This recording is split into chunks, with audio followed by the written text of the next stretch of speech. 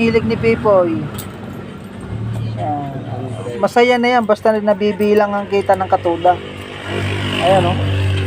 Tingnan nyo naman mga loads. Magkano ang kita ng ating katuda? Magkano na? Magkano? Wala, nakakain pala yun. Poy, Anong gulay ka? magkano na? Parang sa dagat yan, ano? Seaweed. Kaya nakamagkano ka na? Kamatis lang ano yun. Kaya Ha? kamagkano ka na? Ha? 350. 350? Ay ba? Anong oras na? Maga pa, alas 10 pa lang? Oo. Wala eh. Wala eh. Wala. Ako'y nakatuwa. Kamagkano ka na pa? Oy. Ay, wala. Nakita ko. Wala ka pala po eh. Mga ngarera dapat ako. Kakararahin ko. Nakakita ko ng pasahero. Nauna rin sa akin. May nung bigla.